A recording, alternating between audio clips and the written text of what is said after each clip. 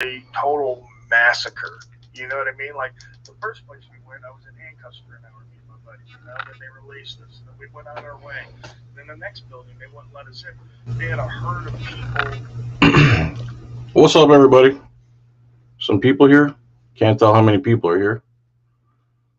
I see my man Jake is backstage. How you doing, brother? Be right with you. You saying I got a booger? Is that what that hand signal means? I can't hear you. Hold on. I was just watching Rogue Nation interview on Matthew Cox Inside True Crime channel. That's a pretty good it's a pretty good, what do you call it? Interview. Anyway, today, so yeah, when I'm using, hi everybody.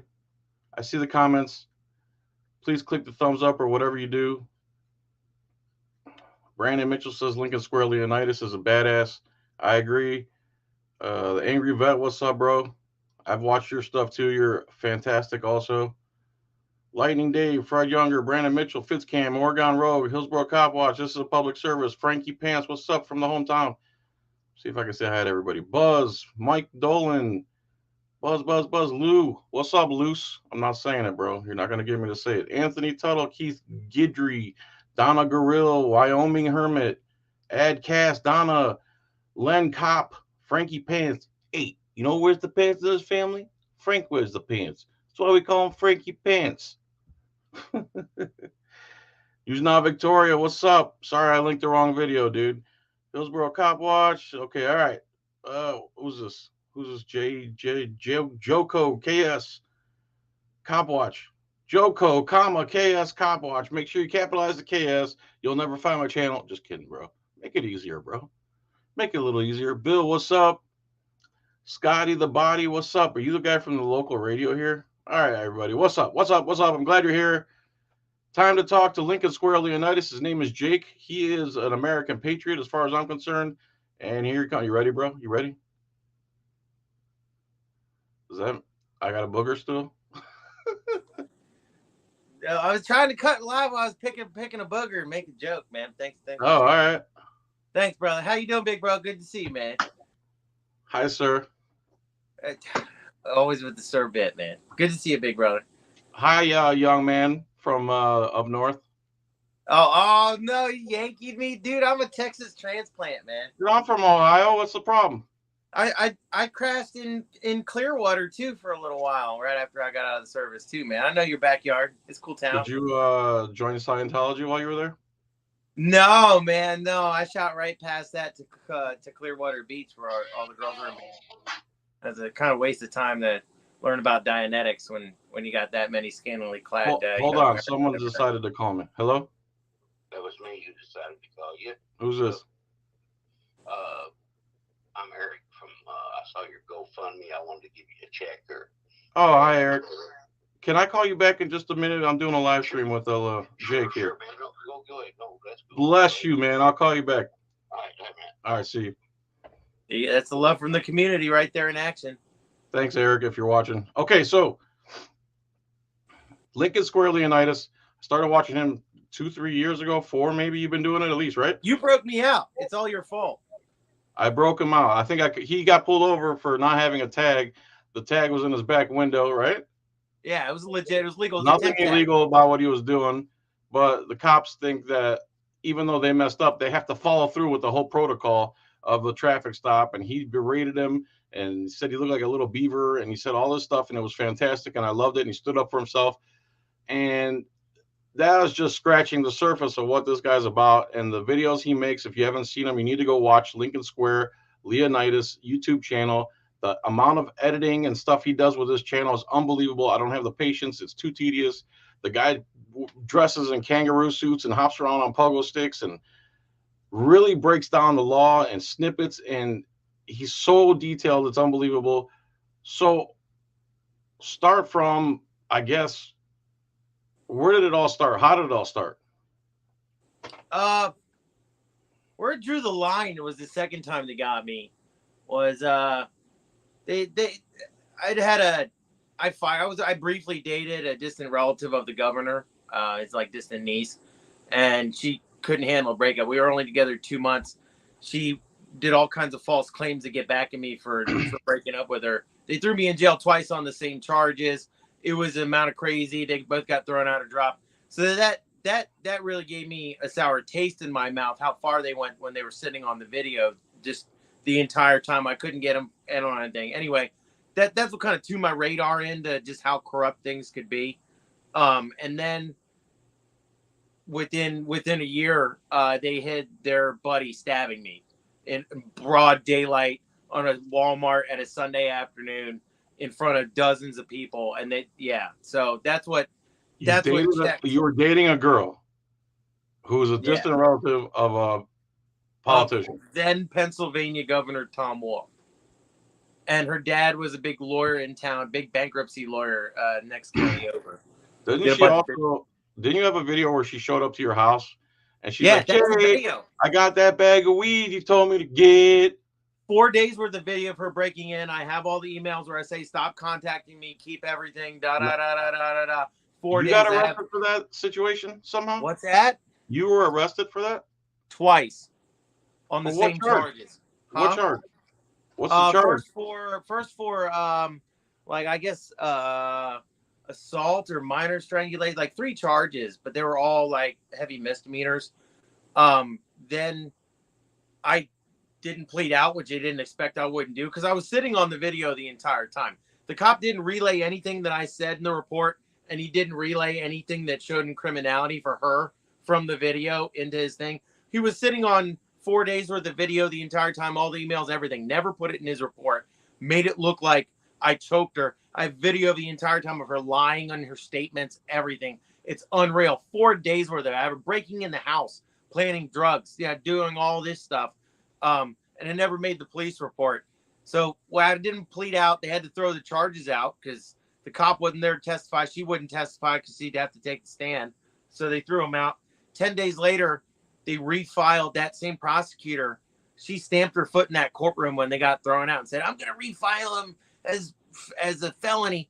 She refiled the same exact charges except up one to like felony strangulation, which I have after she says that I strangled her. I have her breaking into my house more down below and actually plant the drugs.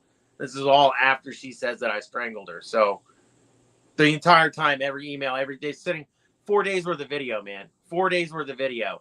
And by the second you have time, everything documented. I'm sorry? You have everything documented. Everything documented. The second time they threw me in jail because it was a felony, I couldn't bail out. So I spent like 6 weeks in jail, and they ended up throwing me in solitary for 10 days before my arraignment over like baloney. They said I was hoarding food for a prison breakout in county jail so that they could throw me in, and they denied me books, which is like mandated. They were trying to get me to force me to plead out. There's so much of this is going on in the background. It's such an unreal story, man. I have it all documented. What happened? So how can you just refile charges that just got dismissed? Yeah, exactly. And how come I couldn't find representation in the entire state of Pennsylvania for malicious prosecution when she did that twice? But how come? I'm asking for real. I'm asking for real. Lawyers. Nobody would take the case. How do you refile charges when they're dismissed? How's that? That's a thing? I couldn't find representation to get them for a malicious prosecution. What happened the second time around? I spent 6 weeks in jail, and they threw me in before my arraignment at the lower court to proceed with them. And they were trying to get me to plead out that lower court. They pulled me, sent me in 10 days of solitary confinement. 10 days of solitary confinement, and denied me books or anything. I was going crazy, like making my own Sudoku puzzles and stuff, man. And like, so then they went me to arraignment, and I didn't plead out, and then I was out of jail. I was looking at 20 plus years. That second time they charged me. You went to the arraignment after 6 weeks in jail, 10 days in solitary, and this is where they ask you how you plead, right? Right. And what'd you do? Not guilty. Then what? Do you want to hear more of the four-eyed story? There's actually a little better tidbit in there. No, man. So then you bail out of jail. Now what happens? Not bail out. I didn't bail out of jail. You plead not guilty. They threw out the charges because When? they had nothing. Was sitting on the video the entire time. How soon after that did they throw out the charges? I think I made it back to state block. Like where all the state guys are, where they're waiting to go to state, like the real prisoners. Like same day, Huh? same day. Day or the next day, yeah. That happened the first time too. So the charges get dropped twice, and now you're saying you couldn't find a lawyer to sue them for all the false veterans arrest, organizations, false all the charges. veterans health, all the VA law, everybody. I hit up everybody. Every legal, everything for veterans, everything for vagrants, everything for homeless veterans, everybody. All these veterans organizations are fronts to suck money. They're completely I don't want to say they're completely useless, because they do have to do some good things with their money every once in a while to show for the cameras and whatnot. When you really from need my it. experience, they're just complete impotent old bastards. What's that? What branch of service were you in? I was Army. And no VA lawyers, no nothing, no help from no one, nothing. No. And when your charges get dropped, you can't use a public defender to go back after them, right? You can only go civil. Yeah, you can only go civil. And I have all the emails hitting up everybody, just all the lawyers, all the this, all the that. Nobody would take the case. The Pennsylvania bar is so corrupt. Like, there's a semblance of law, but if you get the state wrapped up, like state police, the judiciary, the lawyers, whatever racket, whatever locality you're in is going on, it's just expected it's going to get hidden. So even if there are non-member functionaries like in the government, that aren't gatekeepers, because they tend to put their cronies in in positions of authority, even ones that aren't on the end, they keep their mouths shut because they know nothing will happen. And if they run their mouths, then they know they're going to get crapped on and fired and retaliated against. So I'm not saying they're all bad. I'm saying none of them are good. There's a line they can't cross. Yeah, they know it. And even though there might be good-hearted people, like my family, my mom was a big educator up at Gettysburg College, where all this went down, and her friends were faculty and staff, and she was big in the community. Gettysburg College is like a big authoritator in that town, and they're a lot wrapped up into these government programs that kick them back all this federal money and grants and all this other stuff, and all the people that sit on their boards of the town cronies. Well, I have asking these people that were like, my mom, who was a career educator, worked up there at the college, all their friends, and they're all just complete cowards. Like, not a one of them. They all have law enforcement backgrounds, this, that. I have a general that lives 2 doors down from me at the lake. He's a retired Air Force general. He came and spoke at the like little veterans thing they had at the lake one year. He's a former Fed, some type of police officer. I'm not exactly sure. I'm not trying to dime him out. I dropped all of this stuff and all the investigations I've done, and where all the police did all this, just asking them for help. And it's like staring at me blank, like, oh, that's a nice story. I wish you well. I remember anytime you come in contact with a cop or somebody, you try to report the crime about something about kids, but we'll get into that later. Yeah, I know. It's YouTube, man. I know. Stop me if I ever start going down that road. Listen, from the time you broke up with this girl to the time you were completely free of charges or anything, how much time was that?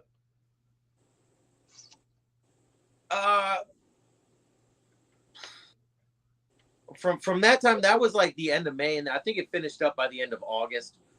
And then it was that next March or the end of February when I got stabbed. The next incident. So it was within like 10 months. So you broke up with a girl. 10 months later, you got filed twice, arrested twice, did 6 weeks in jail for the second one because it was a felony, did 10 days in solitary.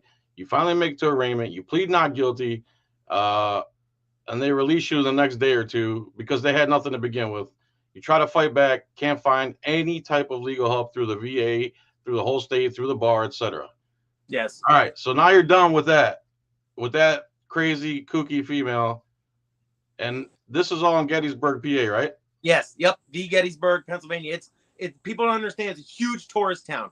It does nothing but grow apples and suck tourist dollars. After the greatest battle, the Civil War we had, they got paid to dig their graves and they've been charging admittance and stays in their hotel for the populace ever since. That town is full of rot, gut, dirtbag cronies and cowards. That is a bad tourist town. It's one of the most visited parks in America. So and they always have promotional deals to stay in the hotels and to stay into this. It's a small county. The county only has 30,000 people. So you can imagine this massive influx of tourist dollars into what is Apple country. Like that's what they all. So even like the local business owners that know me and my neighbors and my fellow neighbors that are on my block, they're all cowards. They all keep their mouths shut. And they won't even tell their friends. They won't post anything on Facebook because they know what's going to happen to them in the community by the ruling classes and the elites. None of the business owners back me up because they know they'll get cut off from like the community. They run like a safety checks, community of commerce, chamber of commerce. Oh yeah, they run a chamber of commerce, and through that chamber of commerce and its membership, they help apply and grant like fundings for like economic development councils. So there's like got to mainline the federal funding to all this tourist crap they got going on through these programs to draw federal dollars, and they get all the local dipshits addicted to it and stuck with it, and too cowards to even speak out when they know how blatantly wrong it is. And because that's where their bread is buttered. Yes. They can't go against the grain there. It can't get too bad. It would be bad for business if it got out how bad they treat how bad they treat their tourists. They farm them, dude. They wrap them up. The guy, there's God, what's his name? He's the number in the whole state of Pennsylvania, which is a huge state, lots of people.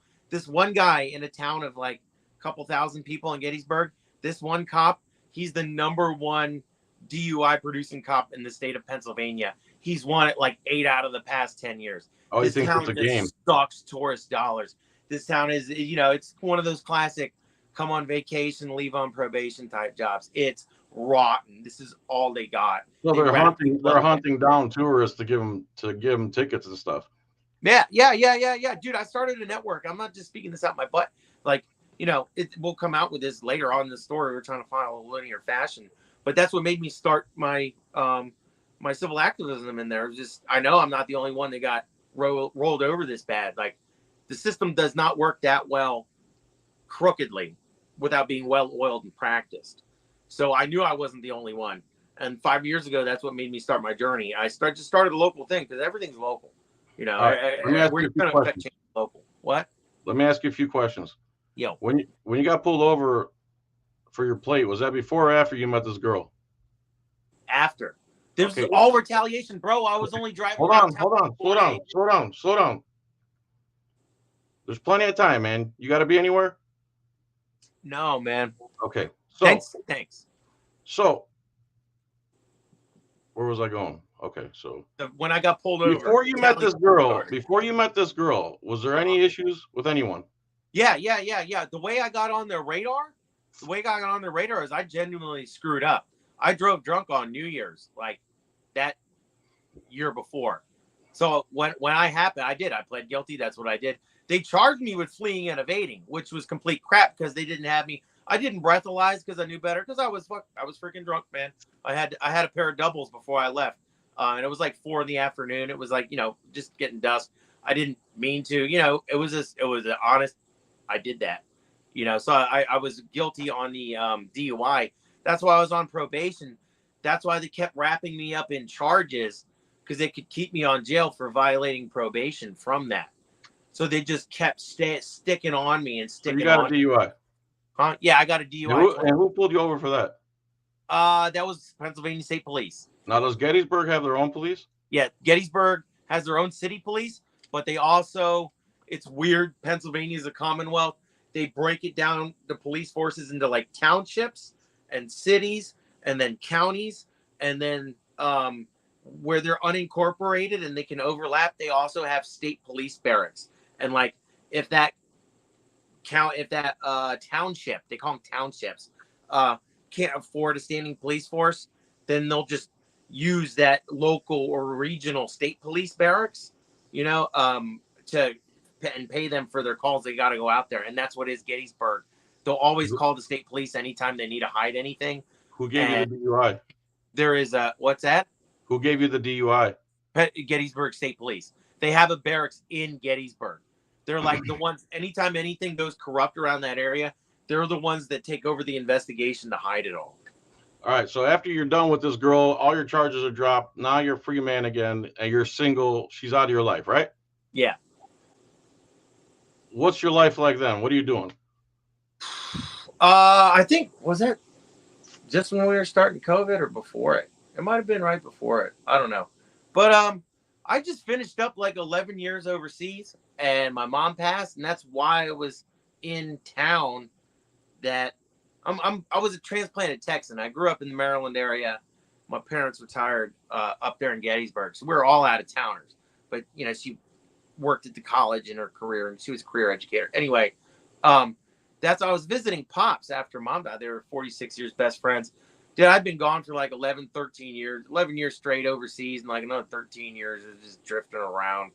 So I was hanging out with Pops. We were a tight family growing up, and spending time with family. My sister, she's military. She was in the area. So I was spending time with family after that. She was having her first kid. I could actually be around for something in the family. I was gone for so many years. So that's what I was doing in Gettysburg. And I was getting ready to take off because I had caught up with everybody. I was getting ready to take off that when I got that DUI. So it's literally trapped me there. And I'm like their own complete self-created problem because they just kept on wrapping me up. And after all these incidents, that's when I'm like, all right, that's it. I'm staying till I wipe your all's butts, and then I'll go back down to Texas. You guys made me. Okay, so you're visiting Pops. How much time between you're done with her, and then what? You end up at a Walmart one day, and yeah, walking the dog with Pops on like a Sunday afternoon. It was a nice spring. It was like the first 60 some odd degree day we had in spring. It was like, I think it was like early March or late March or something like that. Sunday, 2:00 in the afternoon, man. I stay in Pop's got to grab something from Walmart, Gettysburg Walmart. And we walk the dog in the battlefield. On the way back, he stops at Walmart, Wally World to grab something. I stay in the car with the windows open with the dog. In case it gets hot, I can turn it on or whatever. And I'm like staying in the car with the dog. And Pops runs in and go get his stuff real quick. I'm sitting in the car. You ready for the story, man? Yeah. hold on. Yeah. 20 seconds. No, let me steal this clip from. I'm so tired of telling it.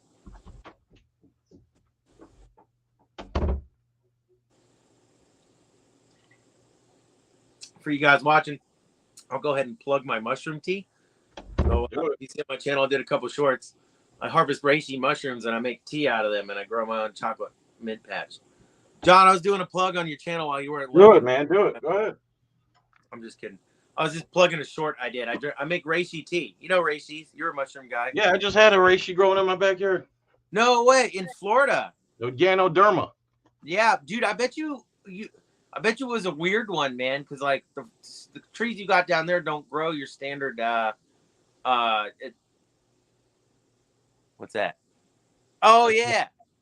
Healthy dip. Yeah. I quit smoking. Good, man. Is that what's helping you? It does, yeah. Okay. You're at Walmart. Dad's inside. He wants to go get some stuff. You're outside with the dog, so being a responsible dog owner. Yeah. Okay. Minding your own business. Not in trouble. Nothing on parole. No probations. Everything's clean. Everything's good. Life's good. You're just going about your day. Go on from there. Go ahead. All right. So I'm sitting in the car, and this slob comes out. The slob wife, cart full of sugar stuff. Walks around. He comes up next to us. Loads all his stuff in the cart. Loads all his stuff in his car. Comes back around by my pops' new car, brand new car. My pops is like, grew up farmer. Like it's one of the first new cars I ever had, man. And just looks 10 feet away. It's literally the cart return because Pops is always parks up by a park return. It's 10 feet away. The slob out, and he's like, I don't know, like mid-50s, something like that. He looks at the cart return and looks directly at me in the car, standing right next to me. and pushes the cart, boom, off, like lets it go off into that, pops his new fender, and like looks at me and like gets back in his car. I'm like, oh really? All right. He So pushed gets it into in your his dad's car. Huh? He pushed the cart into your father's car. Yeah, he didn't push it into it. It turned. Let it go. Yeah, I mean, he was like a foot and a half away. Yeah, like right there next to me, and like eyeballed me, mean mugged me. That's the kind of guy. Like, what are you gonna do about it? We'll get into his history. Yeah, okay. So that's the kind of guy he is, and it shows all this on video. That's why they had to lose it.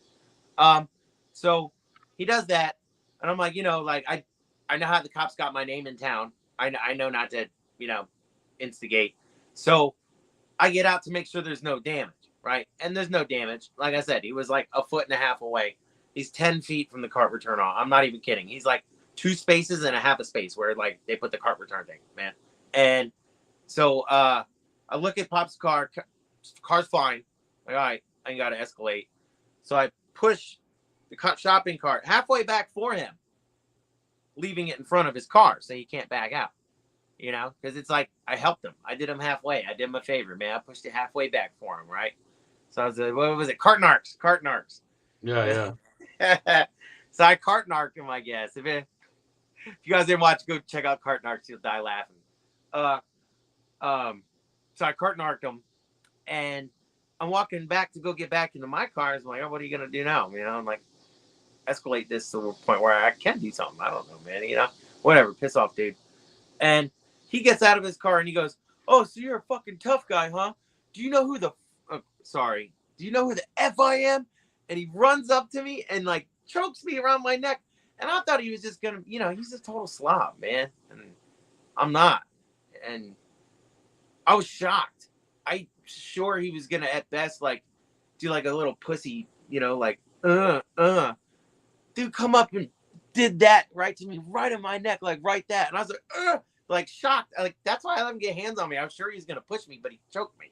So I just come right over top of it, bam, and just knocked him out like a sack of bricks. He just dropped, right? So about this time, his wife's getting around, and she's like, "Don't hurt him, don't kill him. His mom just died." Blah blah blah blah blah blah blah. And yeah, she's just waddling around, blah blah. And I'm not doing anything. God just dropped like a sack of bricks. It's over. He's on the ground and he's grabbing my legs. I'm like, what is going on with this guy? He says, I'm going to get my gun and I'm going to shoot you. I'm like, dude, how are you saying that when I just dropped you with one punch, man? So I just calmly told him, I said, better not. I'm going to take it from you and use it on you. And I used to teach disarming techniques to spear chucking Africans, man. Like, I was an instructor in that. Like, let's see, man. Like, I just hope no one around us gets hurt. I'm not ashamed to like start this. So, he's holding on to my legs and trying to crawl back to his truck, which we're like 2 feet from it. We're in between our cars, and he's not letting go of my feet, and he's got me wrapped up. And his blob wife is like pushing on me, like beating on me, like, don't kill him. His mom just died. Blah, blah, blah, blah, blah, blah, blah, like that. I'm like, she's pushing on me. I'm like starting to fall down because he's got my legs wrapped. And I'm like, I'm like pushing her off me because I don't want to hit a lady. So I was like, that's it, man. He's not letting go. And he's trying to tell me he's going to get to his truck and use his gun on me and kill me. So I just cranked him in his face like 3 times, man. And he let go. So then he barely get up under his own weight. Like, even if he wasn't punch drunk, like, he's a slob, man. He can barely get up under his own weight. So he tells the police, and this is why they had to lose the video on it, that I continued the attack all the way to his car. He could barely get up under his own weight. If I was trying to incapacitate him, he would not be crawling up to go get his gun. It could be a lot worse. Yeah. Well, I was telling him, I'm like, you better not, man. You better not take your gun because I know how to disarm. So this will be a fun one, man. Like, let's see, dude. And so I didn't run away because then he'd have a gun to shoot me if I ran away, So I stayed within arm's distance, but I didn't attack him. And the CCTV on the side lot wall is clearly in view and will clearly show that. And so he gets up, and he like crawls all the way to his car, and he gets up and he reaches in between the seat and he pulls out a Ruger LCR. I can see it. out of his sheath. And I said, you better not. He pulls it out of his sheath. Man, I arm bar him in that thing, tackle him into the truck, reach around and bar it down, right? So I have his wrist locked backwards, but I can't break the wrist because I tackled him into his car and I couldn't turn anymore because he was like pinned backwards, like against his center console. So I couldn't break the wrist to get him to drop it, but it was locked and in a safe direction, right?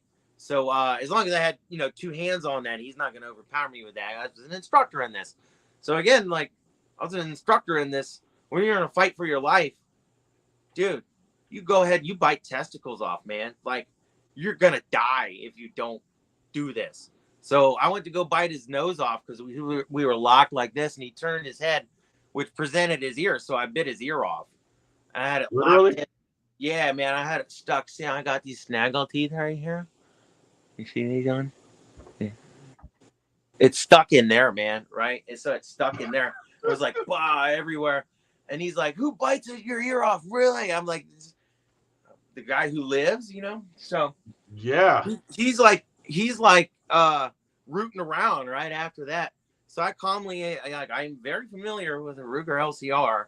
So I'm not going to bring it across him so we can have a fight with another loaded pistol again. So I bring it across him, or I'm sorry, before I bring it across him, I open the cylinder and knock the rounds out. So, it's just whatever. Even if whatever, go ahead, man. It's got no rounds in it. So I go to bring it across him and leave, right? So he's holding on to me with one arm and he's still rooting around in like his glove box and everything. I'm like, all right, that's it, man. I'm done with you. Like, I gave you so many chances to live. I didn't brain you right here in front of your wife. There's like a dozen people in the front of Walmart because it's like 2 PM and on a Sunday, and they're all watching this like a flock of birds. And I didn't want to brain them. I don't want to discharge a firearm in public, man. It's not if you don't have to. I control the situation. So he wasn't letting go. Man, I just opened him up. I gave him like 3 good whacks, pistol whipped him with that thing, and it just opened up like the side of his head, and it got him to let go.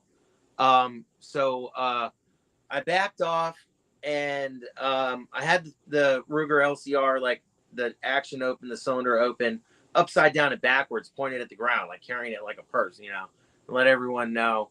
It's like everyone's like, like a flock of birds, man. Like, it's crazy stuff, man. So anyway, pull his ear out of my teeth and I flick it on the ground, and I go run to the front of the store. Because I get in the way. I'm creating distance, man. I know he can't, and I keep the gun because so he can't put the bullets back in it, right? So I'm like showing, like, all right. So I run like, I don't know, 70 meters, 100 meters over to the front of the store. There's a gaggle of people there watching me, look at me. And I had a really big beard at the time, too. You have blood all over your face? What's that? You have blood all over your face? I never thought about that, man. I never thought about that. I bet you I did. All of my beard and shit, man. Fucking bit his ear off, dude. Anyway. Blood in your teeth, so probably? like they're all scared, man. They're all like terrified because I look like a terrorist and I got a gun. And they're like, drop the gun, drop the gun. I'm like, here, it's not mine, it's his. So I like point over my shoulder, man. It's like from a cartoon, dude. I'm like, it's not mine, it's his. He's attacking me, but and like when I point over my shoulder back of the car, it's like everyone's eyes get like even bigger, man. Like a cartoon, right? Like I'm like, what? And I look back, and here's that guy, man, Glenn Kessler, coming at me like a fat kid coming at a piece of cake late on a birthday party, man. He's got fucking 2 hunting knives, like hunting skinning knives, like 2 of them, like this, coming after me like this, like running at me. Dude, I told the guy that I threw the gun to, he wanted to be cool and intervene. I told him to help me. He's like, hell no. And I'm like, getting no help, no nothing. I grabbed the first thing not nailed down, which is a plastic cigarette butt holder, where you throw your cigarette butts in the sand and plastic. I fend that guy off until the cops come, only getting stabbed to the bone once. So that's when you got stabbed by him. Yeah, he only stabbed me to the bone once when he had 2 knives and a pistol, and I had a cigarette butt holder, wasn't nailed down. It's the only reason I had a cigarette butt holder, wasn't nailed down, man. I've never heard this whole detailed story, man. What a story. It's why they had to lose both CCTVs of it. It happened right in between where the tape on the walls shows perps walking out, and like the Pennsylvania State Police, they'll show people stealing from Walmart, and they'll publish in the paper the camera that's looking right at it. What do you mean they lost it? Lost what? Who lost They it? lost both CCTVs of the incident. Who? The Pennsylvania State Police Corporal Cameron Beck. He's a stagnatory, so they swap him all around like deployments. Why does he have him? A couple years. He's the fixer. He's the local fixer. He's almost like a detective, but anytime he's the state police, and he's the guy that they always call to fix stuff. I have him fixing. Why does he have the videos? I have him fixing 2 other murders, man, on my channel. Why does he have the videos? He didn't remit them to evidence. Where the videos he come only from? took statements. He didn't relay anything I said. He didn't put anything else in there, and he only put what he said a few state people said in his report, and lost. The videos didn't show anything. He says the videos didn't show anything. All the witnesses that saw him run up with the knives, what'd they do? What? All the witnesses that saw him come after you with the Bowie knives. It doesn't matter. It doesn't matter. He didn't put any of them in their report. He probably only cited the wife's statements. What's the guy's name who said in the report? Bro, he didn't put anything I said in the report. He didn't put anything I said in the report, and lost 2 CCTVs. What's the guy's name who stabbed you? Glenn Kessler. And then the cop is, which agency was he from? Pennsylvania State Police Troop H. His name is Corporal Cameron Beck. Anytime that they need anything fixed in the area, they call him in to I have him hiding 2 other murders in Gettysburg. It's that bad.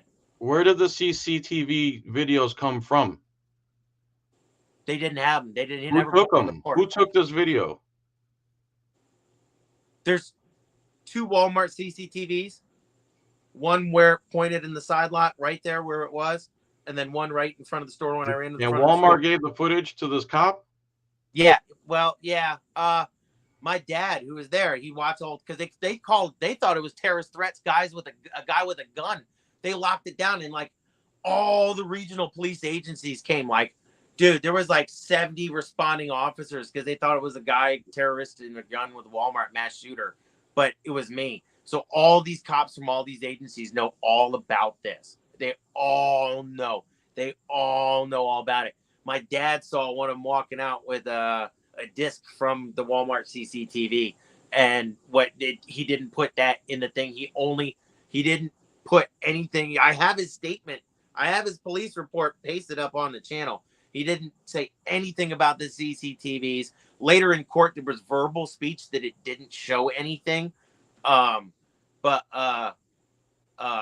that's what happened. And he charged me with aggravated assault, which is a felony, and that's what they charged him with.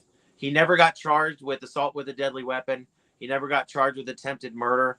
And then they illegally let him plead out to disorder. Hold on. Okay. And let him wipe it.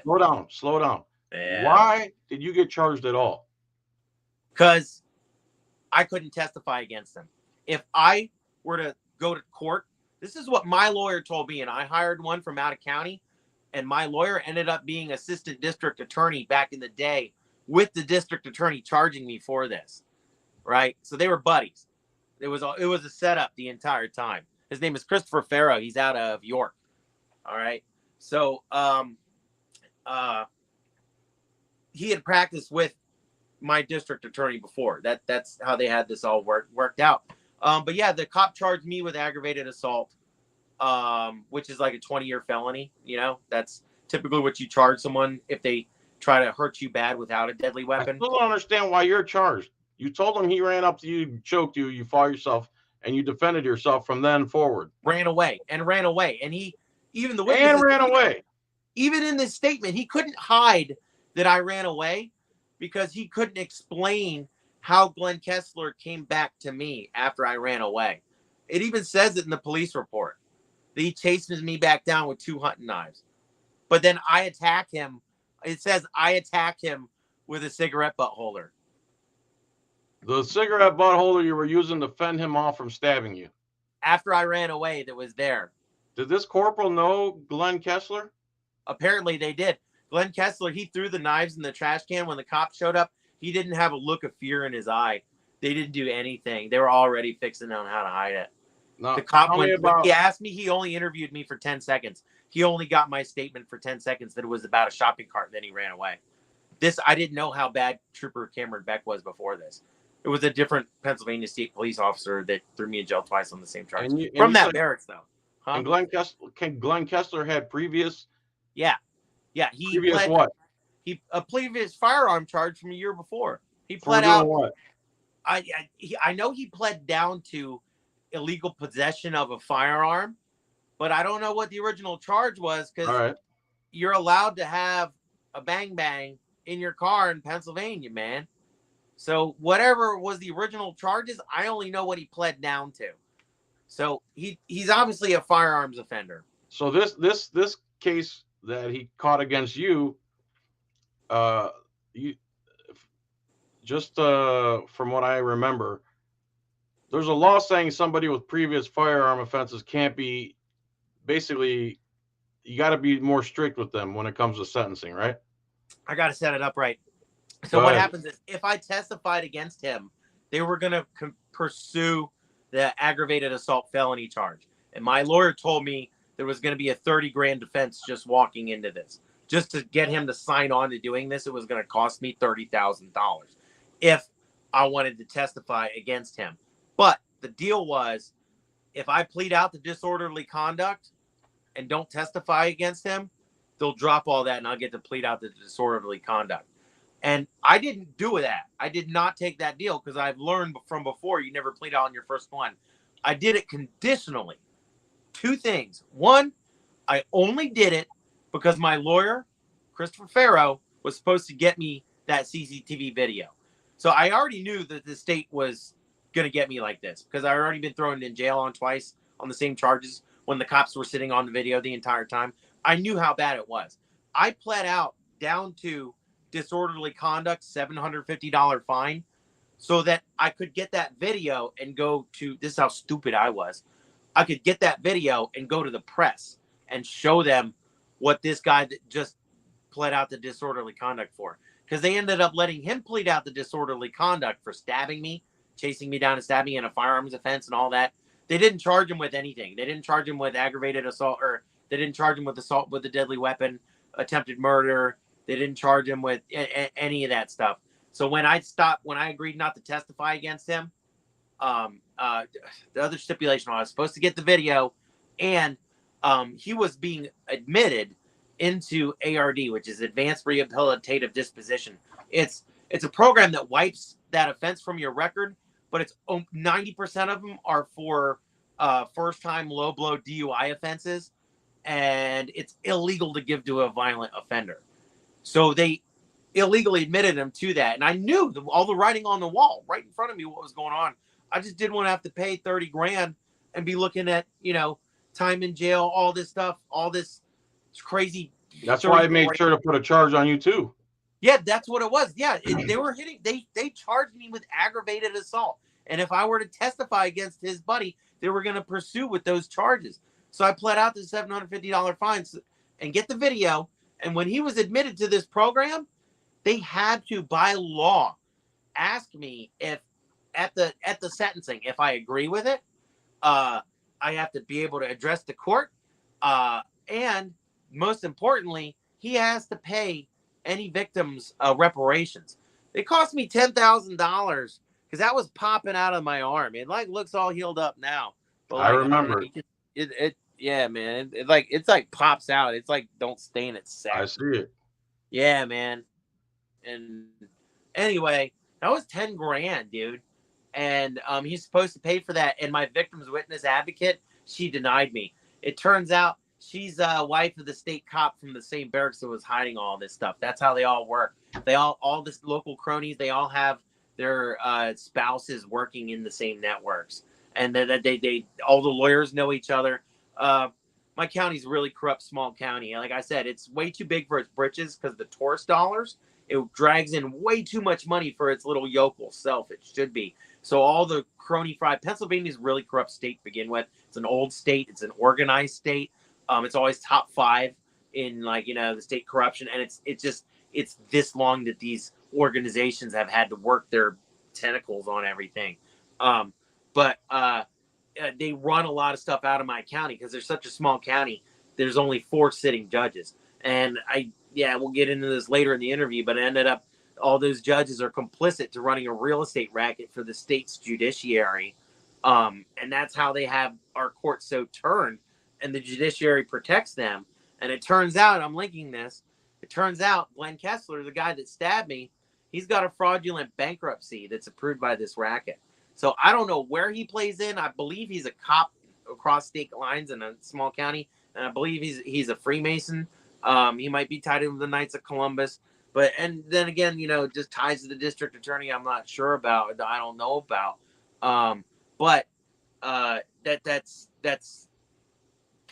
That's how they hid that. He's a member of whatever they got going on. They granted him a fraudulent bankruptcy. So whatever he's a member of that. And my district attorney that granted him, public annoyance, whatever, for stabbing me. Thank you. Disorderly conduct for stabbing me. That district attorney, the one that granted that, and the one that was prosecuting me for getting stabbed by his buddy, that district attorney has a fraudulent bankruptcy on his record too. And this is all pulled up. When you say fraudulent bankruptcy, what do you mean by that?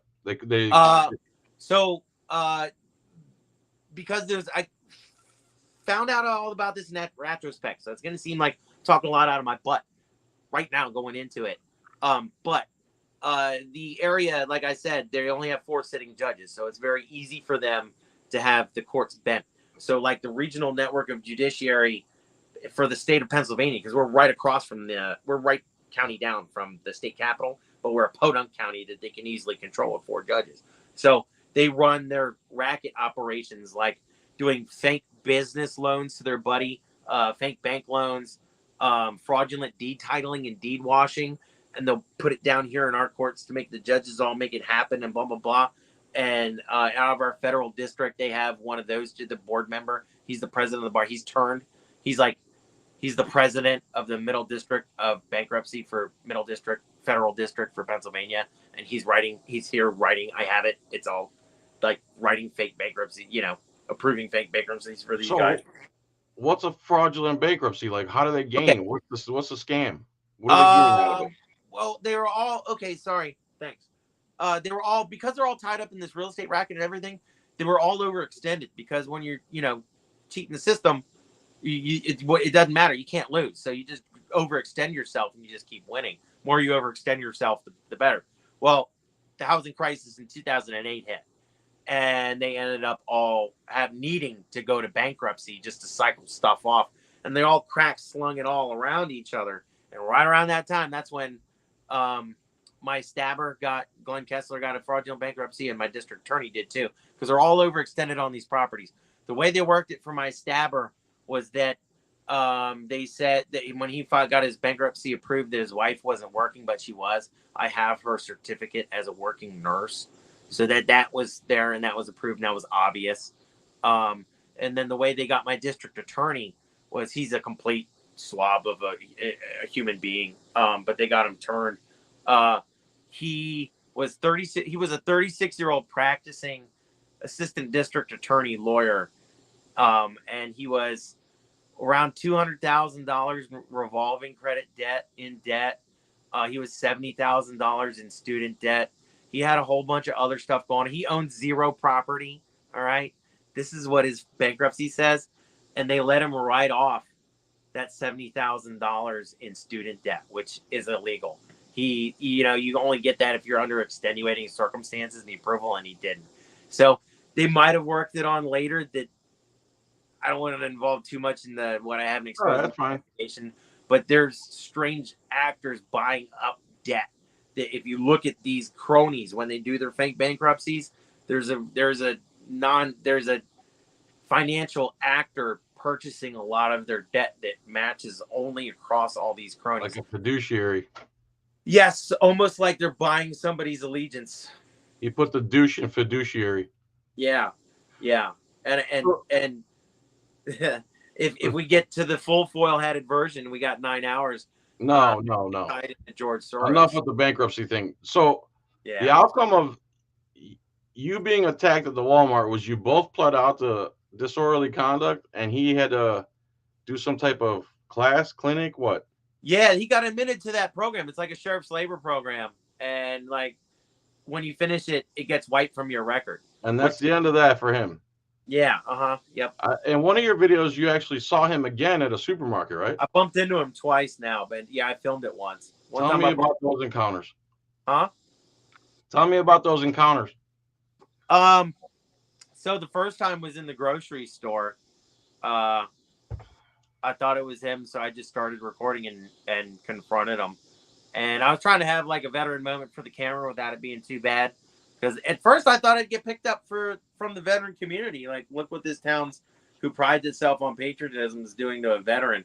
But little did I know, it's just all baloney. It's just the veteran line is just as baloney as like the support our cops line, you know. It's just a saying, man. Whatever. Propaganda. Anyway, what's that? Propaganda. Yes, yeah. To get you to come off your dollars, just like the veterans service organizations. But anyway, I confronted him. He didn't know I was filming. I had it in my shirt pocket. And he apologizes for it. Everything that I say, he says, I'm sorry. Everything like I told you, but just like in a quick version, you chased me down and stabbed me. He says, I'm sorry. Yeah, I remember him saying, I'm sorry. Yep. On film. This has been there the entire time. And the second encounter? Second encounter, we were in the woods. Walking in the woods, man. Walking around in the woods, and he had his grandchildren. It was Easter. Oh, yeah. The first time was my birthday. It's bizarre. I got a weird mojo in life, man. Like, shit, things happen on significant dates to me. Like, significant things on significant dates. I don't know. It's been like that my whole life. I bumped into the grocery store on my birthday. It was like a birthday present to me because I just ran that video. I was like, yes! What crazy footage. And then the next one was that next Easter. I bumped into him. I was in the woods, one of my mushroom spots with my dog. He was taking his grandchildren out. And I didn't want to get weird around his grandchildren because they were like 4 and 6. So you didn't say anything? I passively recorded. No, I stood behind my pops who had no idea who he was. Has anything happened since then as far as legal troubles or run-ins or? Yeah. Oh, yeah, man. There has been. Oh, yeah. Okay. Yeah. Give it to me. Well, after that happened, that's what started my civil activism. Right. You know what? I couldn't wait to get out of here. But now my life's mission is to lick you guys and then get out of here. Sure. You went too far. You drew a line. So that's my life's mission and that's what started it.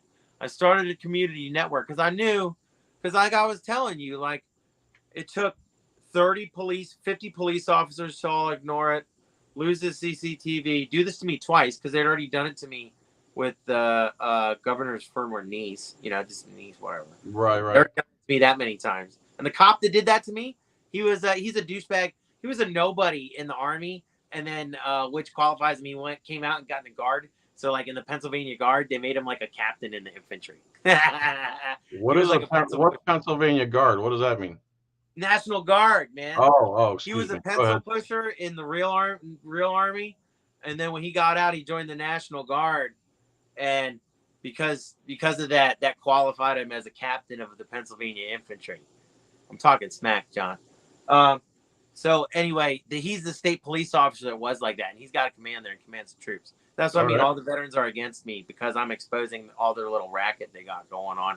Because they're all tied in through all the funny handshaking organizations and all that. I remember you and that angry vet were doing like a, I don't know, not a protest, but you were assembled with a sign or something, and he was going around talking to other veterans, and they were talking crap about you. Yep. When they didn't realize he was recording.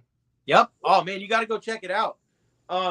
Yeah, if he's here, I know he's here, dude. That's my bro, man. That's like the only cop that ever had my back, and it's because he had to come from Maryland. What's that? He's here. He's watching. Yeah. That's my bro, man. Dude, I didn't even know this guy from Adam, but I asked him to come film for that event, and he's like, I'm there. And then he did all that, his sneaky stuff. He did all that on his own. Like on his own accord, just pulled it off, just showed up and pulled it off. We'd never met in our lives. So I can't say enough good things about Kevin. He's legit. He put up and people don't understand how much he's got going on in the background because he's a lot better investigator and worker than he is an editor right now. I'm always getting on to get better editing because he's got great footage and a great story. He's getting a lot better at his editor and telling this story. You know, he's new. He's like us. He hasn't been going for like a year. But anyway, he was telling me, if you want to repop that episode, it got banned, and it's free to download and use, dude. If you want to use that for your channel, just go check it out. It got banned by YouTube? No, it didn't get banned. It got shadow banned. It's good. Oh. There's no strikes or anything on it. Send me the link afterwards. I'll put it up. Yeah, but I mean, you could download it and run it as your own video or do an intro or whatever. Like, run it as your own content, man. Just Okay. Get it in front of your peeps. That'd be a good intro to him, what he's up to, and us. Because we did that on his channel. Because he's looking. I don't want to sidebar with his story, but he's looking at 6 felony charges for recording corruption at the VA, and he's got him nailed to the floor. But he's looking for recording corruption at the VA completely legally. He's looking at 6 felonies. We're trying to get that out to get a big viral video. And it was working too good, so they banned it because it shows. Anyway, go check out that. And yeah, John, please repop that video, subscribe man. Get it to out the there. Angry Vet. Subscribe to Lincoln Square Leonidas, and tell me the rest of the story here. All right. You started fighting back how? So that's what made me draw the line, and that's when I started my civil activism. I knew nothing about social media. I was a weapons and bomb guy and instructor and strategy. I didn't know anything about media. I'd never done it. Facebook, stayed off of it. So like I had to start from scratch, just a movement, because I wasn't going to give up. And the thing was, I knew the courts that were that corrupt. I knew that I wouldn't be the only one. It was so well oiled. I knew I wouldn't be the only one. That's why I started the community movement. And I started by Lincoln Square Leonidas. It's because I started in Lincoln Square, because that's Gettysburg. That's where the main square is, where Lincoln came through. But that's the center of town.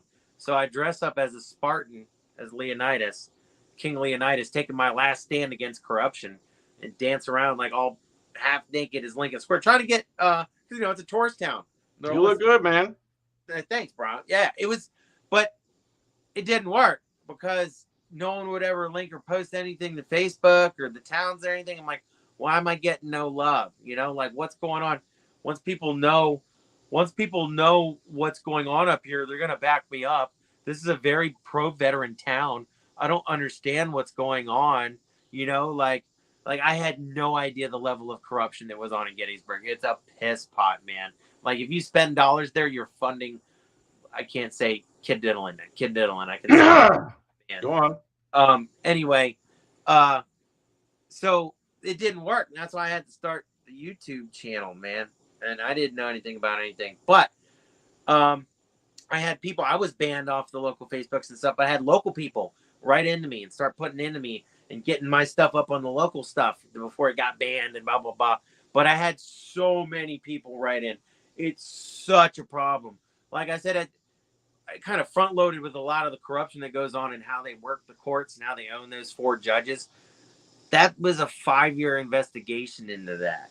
Like, from me doing this civil activism, have people write in and tell me this stuff. That's what I derived. So to flash forward a bunch of stuff, was one of the biggest turns, one of the biggest sources that I got was a guy getting divorcing the president of the county bar's wife. And this guy was married to her for 30 years. He was a recon Marine. Dude was awesome. Raised a good family with him. He's a good dude. Like, a good dude. And they were stealing everything from him in the divorce, his life's wealth. Like, he'd built a business and sold it and blah, blah, blah. And they were just raking him because, that's the president of the county bar's daughter. And all the judges were corrupt and doing everything, fake deeds, fake bank loans, fake everything. Like, giving her everything in the divorce. And it's just so blatant. And I have it pulled up. All the documents, everything. But he knew the people. He knew the rackets. He knew the this. He knew the that. But again, he was going to the state police and the feds and the this and the papers and local papers, and no one was printing about it because it's against the state, man. Because it's against this racket. It's not allowed to go to print. So he had all the docs, he had all the stuff, had all the complaints, registered it, brought it over in Superior Court of Appeals. Everything's been before everything. And it shows them use this racket they got to draw a bank loan on a house they don't own for the President County Bar's daughter, so that she can buy it from her mom's active client and hide the mom as a buyer, and then switch right back over their names to it. So that's what I mean. They pulled out a loan on a house they didn't own yet, and that's through the county bank that's by this economic development program started by our county and these people that run this stuff. So they gave her a loan on a house that they don't own yet, so that they could get that deed and then wash it back to the mom who was acquiring it out from under another client back to her, which is illegal. And like the guy who did the faking of the deed, he's the father-in-law of the special agent that arrested me later. I was looking at 5 years in charges for investigating this. He's the father of that special agent that was investigating my case. When did you start that your YouTube channel?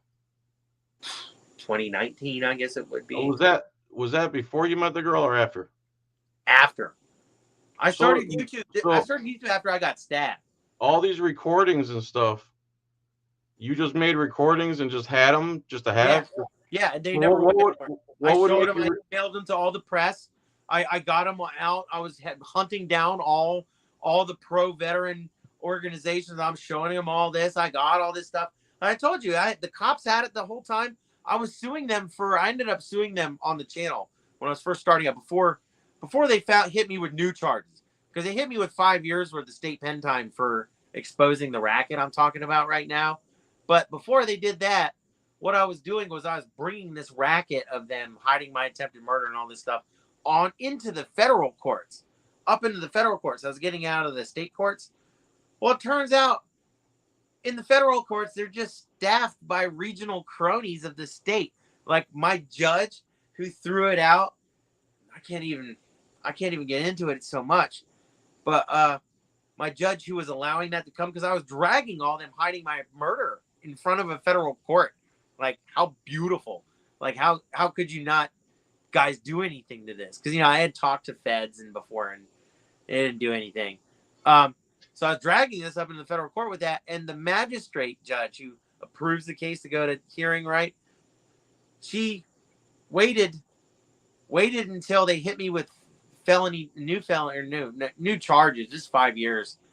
And so her case sat around for a year till the state hit me with new charges that I had to defend myself against pro se. And then that judge started that case up again. And I asked for a continuance because they hit me with retaliatory charges. The judge didn't allow it. And ended up that judge, that magistrate that was gate kept me at that level. She was a former party member, Democratic legal counsel to the governor, whose niece that I broke her heart and sent me to jail for 2 years. So that's what I mean by they're all crony fried. And like at best in Pennsylvania, like our judiciary is super duper corrupt. I could go on for years about cases about it. I mean, just look at Bill Cosby. All right. So that says it all. So our judiciary is completely corrupt, and at best, if the state is trying to hide something against you in court, at best, you'll be able to find representation that will represent your interest as far as it doesn't trample the state's racket. It's just a complete racket. Any of this stuff that I put on the court racket, the Pennsylvania bar has a code where if you see anybody do any of these ethics violations or criminal violations, you have to report it to the bar. How many judges have I brought this in front of, man? Because I don't know. Are you facing any legal problems right now? Yeah. Oh, yeah. What are you facing right now? Okay, so I was suing them in federal court for racketeering, right? I'll pick up with that. And that's when I really started to uncover a lot of that racket, like the housing racket and how they worked it. Because I was working with the former president of the county bar's son-in-law, the Marine that had all the documents, right? Had all the documents from all of it. I was working with him and I was following his case. What they kept on doing in his case, they kept on changing the record, right?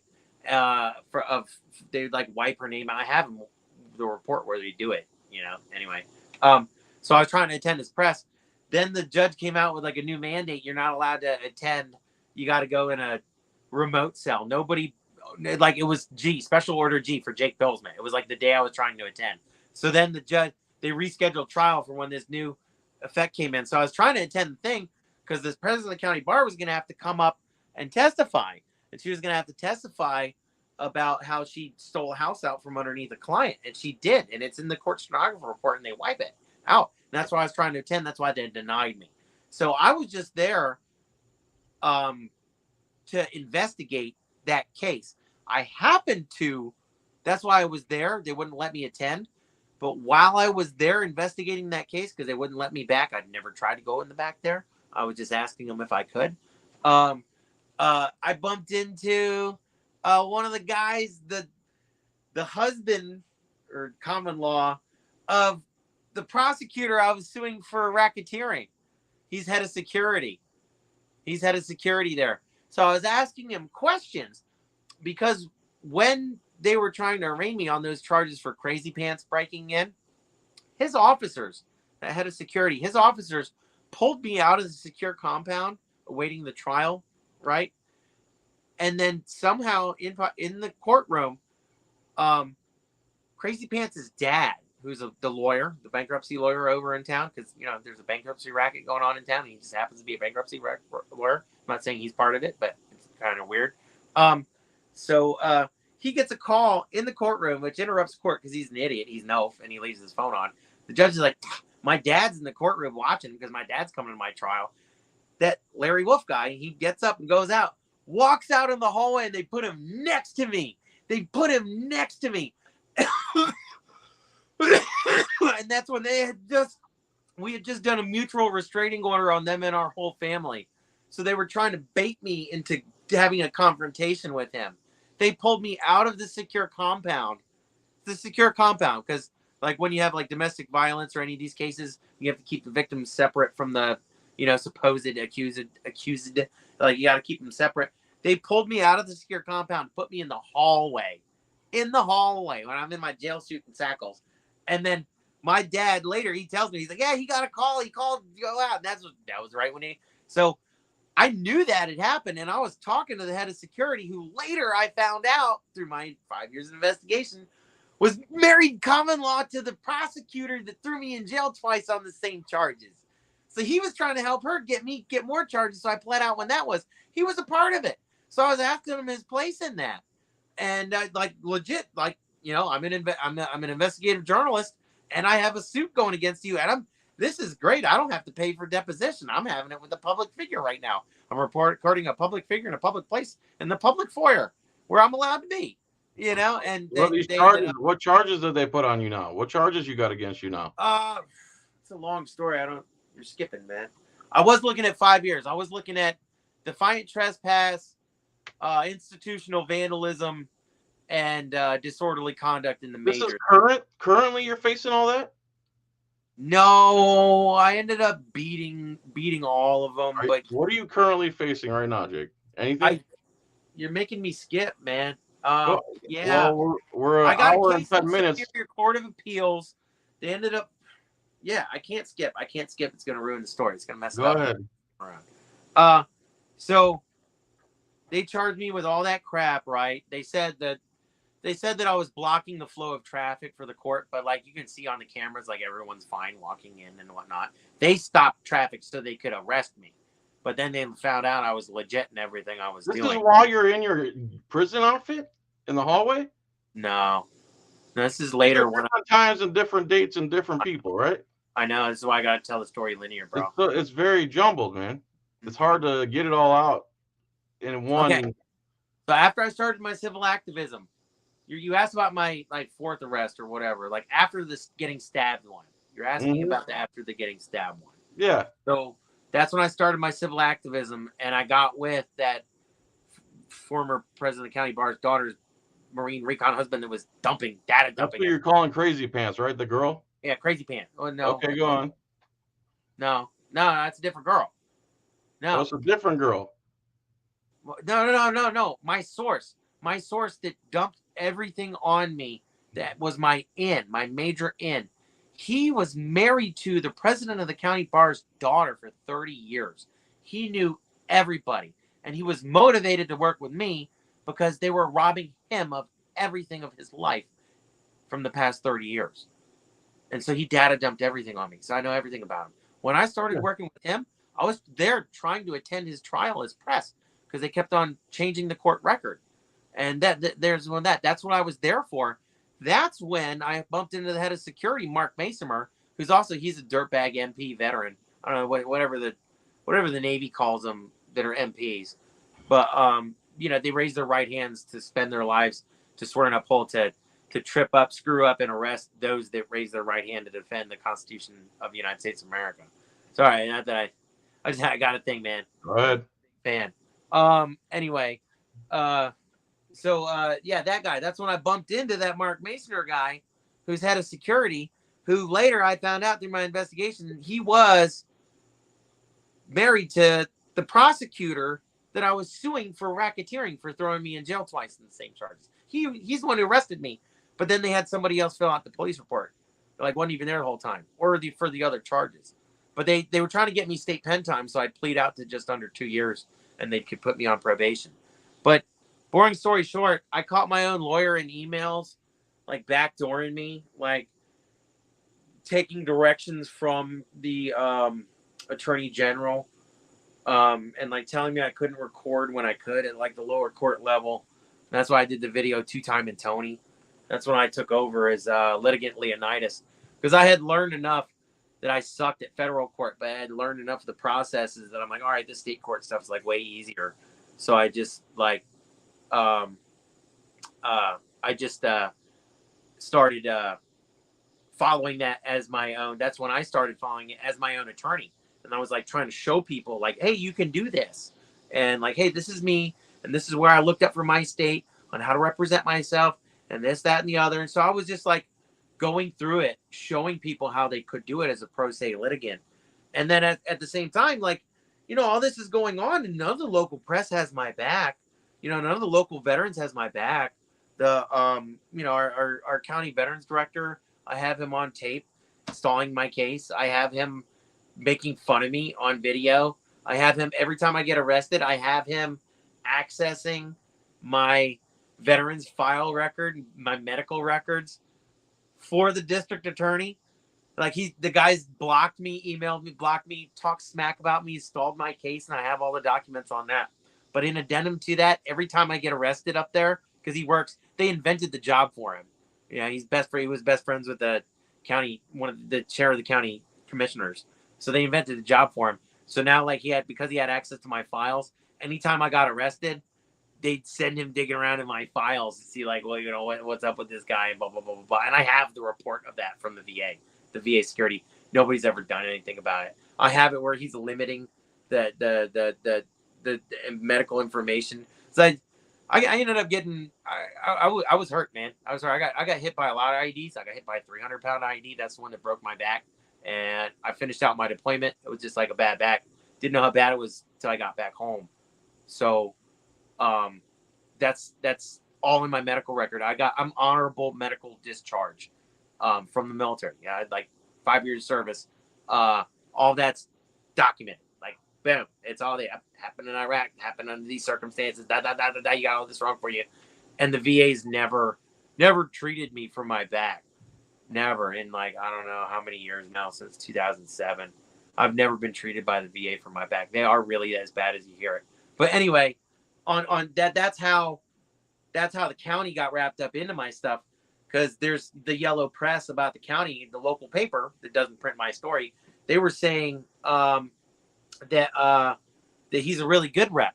Well, he's an idiot, man. He's a political appointee. They invented a position for him. He bumbled my case and stumbled it. And then I called him out on it, and then he purposely started doing it. Anyway, that's what I mean by that's how tied in Gettysburg is. It looks like they present it like it's this nice, beautiful, tight tourist town, but it's really just the cousin fornicating locals just tearing shreds of flesh off of whatever tourists walk by so they can dribble the grease out on their bellies and let their children lick it off of them in some satanic ritual.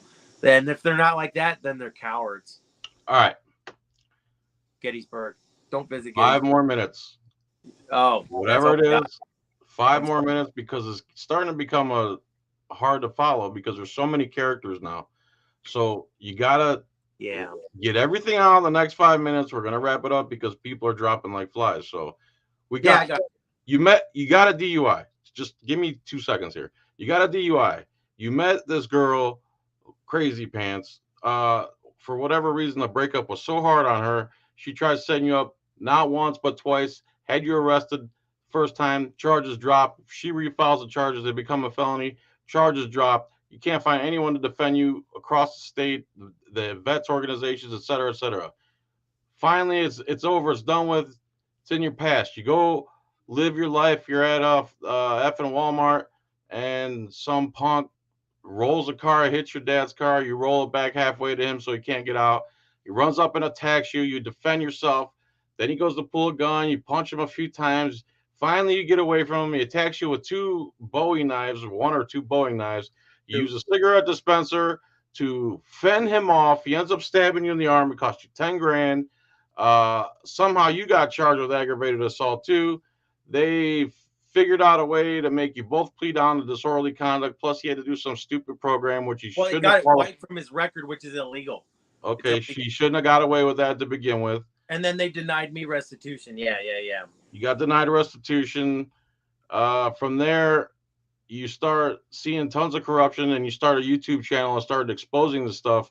And the videos you make are so detailed and perfect that it's like everything you're saying here, but it's in video format, and it shows who you're talking about, and it's a lot easier to follow along than it is just to listen to you say it. So yeah, from there, take 5 minutes now, put a nice bow on it, and let's finish this live stream, dude. Right. And we can do it again on another time. All right. So they were hitting me with 5 years for bogus charges for covering this racket. They were trying to get me to plead out. I caught my lawyer backdooring me. I represented myself over 2 years, and I caught the attorney general because they took over prosecution. I caught the attorney general. They had to take over prosecution because the cops. I find my iPhone when I got out of jail, and I found it in the president of the county bar's office, the one that they were faking all that stuff for, that I was there to attend the trial. Well, they couldn't give that back to me without wiping it. So they had to get the state to take over because they have the agencies that can wipe it. The special agent at the attorney general's office, I pulled out the warrant to get into my phone. His father-in-law is the one that's writing the fake deeds for the racket. I have the fake deed he wrote for the president of the county bar for that case that I was covering, right? Okay, so that's the gravity of it. They had to sign him so that he could write a fake warrant to break into my phone to wipe that tracking data, show it never left, wipe all that stuff. So that's why. And then so I caught them fabricating evidence with the damage, because to prove one of the things, they had to prove an invoice that they never got, so they fabricated it, and I caught them doing it. So they had to drop that charge. That was the lead charge, was for institutional vandalism, which is complete bullshit. So they dropped that, and then I caught them hiding evidence on the second charge, main lead charge. So that got them to drop that one. So all that was left was disorderly conduct. And if that was gone before a jury, I would have put all the racket that I was covering as press, and I would have been able to show them all the fake documents and all that I was doing. That's why I was there. So then they withdrew that last charge and then refiled it as like a speeding ticket, so they could put a judge, which and ended up judge number 12. There were 12 recusals because no judge wanted to touch this. It was that bad. Judge number 12, they just installed that guy so he could slam the hammer and find me guilty, so I couldn't countersue for false arrest and all that. Problem is that when they withdrew all the original charges, it all ended those 3 charges in my favor, which is the new stipulation for federal malicious prosecution. So that's what I got against all of those actors, the sheriff, that head of security that was married to the gal I was doing, and the attorney general. I got them in federal court right now for malicious prosecution. I got them dead to rights because they organically withdrew. But that's the thing. Just like the state court hid that last time, I just got word back from my appeal for the criminal thing, where they installed the judge and found me guilty. Paid like 20 grand to have them look at it, and they just hid it. That same Superior Court that just made that decision for me, they also hid all the fake deeds and all that stuff in my buddy's case that was divorcing the President County Bar. So that's what I mean by, if you got something against the state here in Pennsylvania, they're just not going to allow it to play. So I still got that federal civil case going against them, but they're just going to hide it, just like the last time I had it going against them. What would help? What would help the situation out there to become more of a transparent, less corrupt place? What needs to happen? Absolutely. That's why they always deny it, man. Is recording in the courtroom. What needs to happen? Public court, you wouldn't, but they wouldn't be able to hide it. What needs to happen? Every judge I motioned to record what was going on, and every judge denied it. I even called in my own stenographer that I had to hire and blah, blah. They switched her out last minute. And then I asked her, because I caught the judge in a lie. That was one of the ones that had to recuse. I caught him screwing up. And I was like, stenographer, repeat what the judge just said. And she says, the one I hired says, oh, I can't go back on this machine. Like, it's because she wasn't writing it in until the other one got the official narrative, and then she could just copy it. So even if, you can't video record, you go hire your own stenographer, they'll gatekeep the stenographer that's allowed to be there. Even Why? How? Because there's only a court-approved list of stenographers that are allowed to go into that court. It's already they got all the loose ends tied up for corruption. I have all the emails showing it. So what I did was I served this racket as my own pro se litigant. I wrote out the racket. I detailed it, attaching all the false deeds, all the false bankruptcies, all the actors, all this stuff. And I, in a written motion, linking the evidence, hyperlinked, and it's on my channel. You can look at everything I'm talking about. And I wrote it and delivered it, served it to the Attorney General, prosecuting me for exposing this racket, and nothing's ever happened. It's that bad. It detonates the entire state's judiciary, and that's why I'm just as shadow banned as you are, bro. Every bit of dropped email, dropped contact, more exposure. Basically, is what we need. What's that? You just need more exposure. Yeah, I need more exposure, but I thought you meant like what do we need? We need transparency, not just in the courtroom, right? But with police too, because that's how they hide it. Even when the police are caught, if you got a corrupt court, they're just gonna hide what the cameras did catch for the police. So again, it's a transparency issue. I was doing like the general question, yeah. And for my case, it would have helped a lot to have been able to record in court, because that's how they hit it in the Superior Court level. But and the court doesn't do its own recording?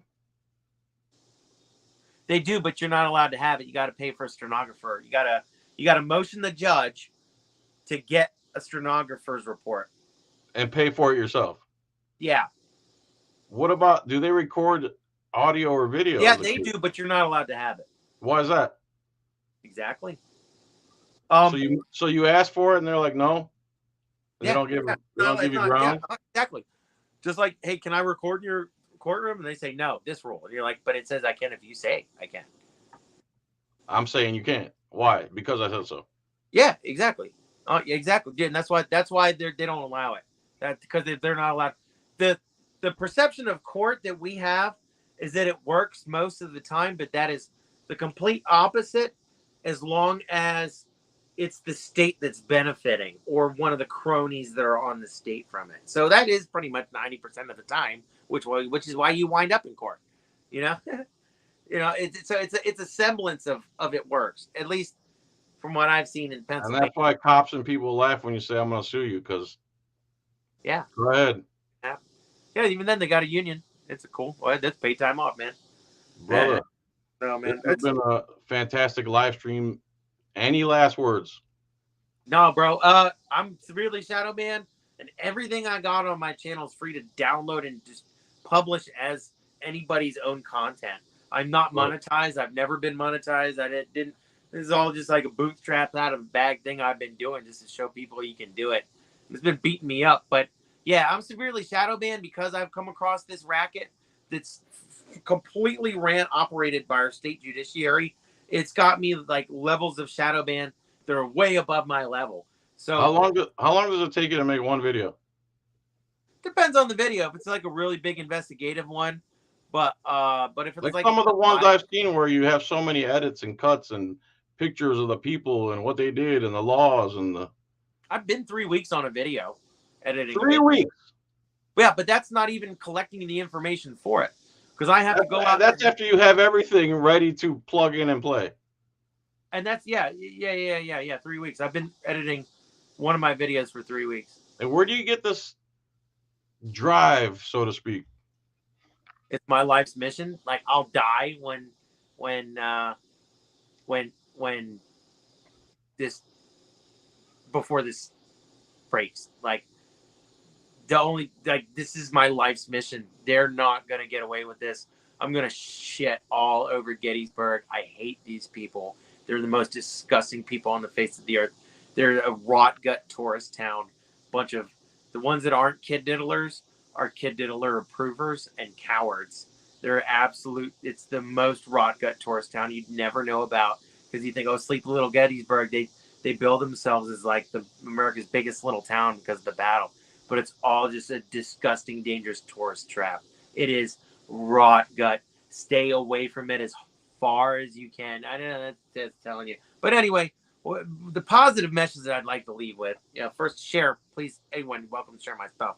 But the positive message I'd like to leave is that it's going to take someone like me and John, everyone in the local districts, doing what we're doing, because there are the state lobbies for the big bipartisan groups, and there are the this, and there are the that, but they just completely dwarf it, and you'd never know it, is at your own county and town level. And that's how, because they won't even allow the truth to float to the surface at that level, because they're all bought. So in every corrupt district, it needs somebody working in that corrupt district, getting sources and informants from that regional area. And there will be no national champion for this. It needs everybody in every corrupt. I'm not saying every district's corrupt. It's not a solo sport, man. And you know, like I was telling you earlier on the phone, when you got pulled over that one time, and you berated the cop, and you talked him up and down, you told him this is a false pullover, blah blah blah. A lot of people see that as cops are just doing their jobs. Why are you being so aggressive? Why are you being such a dick? And I said to you on the phone earlier, I said, if we all acted like our freedom being impeded was such a huge deal that we needed to act out, the stuff would end in 2 weeks. Cops would be like, I'm not going through this every single time I want to steal $200 off somebody. They're going to berate me, call me names. It's not going to be worth it to them. It's because we allow it, and we're polite to the people who are impeding our freedom and stealing our money, which doesn't make any sense to me or you, I'm sure. It's because the majority of people lick their boots and say, oh, thank you, officer. What did I do? Well, you're already calling yourself guilty. I'm so sorry already, Right. No, leave me alone, bro. If I didn't hurt somebody or endanger somebody, you leave me alone. Until then, we're going to have problems. We're on the side of good. Don't we have more people in jail per capita than China, which is probably? I think that's the statistic, man. Anyway. All right, dude. Everybody go subscribe to Lincoln Square Leonidas. The videos he makes are unbelievable, well edited, well thought out. As you could tell, he can remember stuff from when it happened, how it happened, extra detailed. His videos reflect how tedious and committed he is to this. So Lincoln Square Leonidas, I'm John Felix, or Philax if you're hooked on phonics. Also, the Angry Vet is one of his buddies. Subscribe to the Angry Vet. And I think that's a good live stream, dude. We did good. Thanks, bro. I know. I've been a fanboy of yours. You were the first one where you broke me out, man. You're the one that dropped that dribble of that park ranger. I'm glad I can help, dude. I love your stuff. I've been watching you. When you told me you were a fan of mine, I'm like, I'm a fan of yours. So, yeah, I was watching your videos on how to do this stuff, man. I was like, okay, you don't want to be a jerk because, and that toned me down because my first pullovers were just real pullovers. I was reactionary. They just did this to me so many times. But then seeing how you operated, and you're like, you know what? He's such a more pleasant guy. Oh, man, and he's funny. I'm like, man, this is how it should be. So thanks, John. Thank you, dude. For me, bro. Like, you got me going into this and have showed a lot of people this. And it's a shame that you're shadow banned, man. Hey, we do what we can do, man. Get some bangers here and there. We'll work together. We'll do more live streams. We'll make more videos. In the meantime, subscribe to Lincoln Square Leonidas and me, John Felix. All right, brother. All right, John. Thanks, bro. Much love. Much love, bro. See you. Everybody, thank you so much for coming. I'm sorry I can't keep up with the comments. I was trying to pay attention to him as much as I could. Much love, much love. Thanks for coming. You guys like my piano? You like my piano?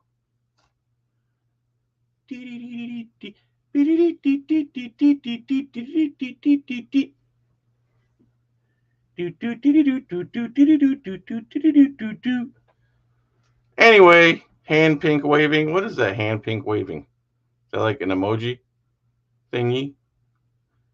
Everybody, thanks for coming, man. What can I say? Yeah, part 5 of my trespass appeal hearing should be coming soon. Speaking of real quick, man, and then I'm out of here. Speaking of pianos, guy goes in a bar, there's a genie lamp, and the other guy says, "You rub this, you get to make a wish." Right? So the funny thing about the bar is there's ducks. There's just ducks flying around everywhere. Ducks everywhere. So many ducks in this bar. And somehow that didn't bother him, so he rubs the lamp. Next thing you know, there's this guy's like 12 inches tall at the bar, and he's playing the piano. And he goes, "What the hell is this?" And he says, "I didn't wish for a 12-inch pianist." And the other guy says, "I didn't wish for a million ducks either." Bye, everyone. Thanks for watching. Jake, thank you, man. The genie was hard of hearing. One time I went to a piano bar. I walk up to the guy playing the piano, and I say, "Do you know that your nuts are hanging out?" And he says, "No, I wrote it."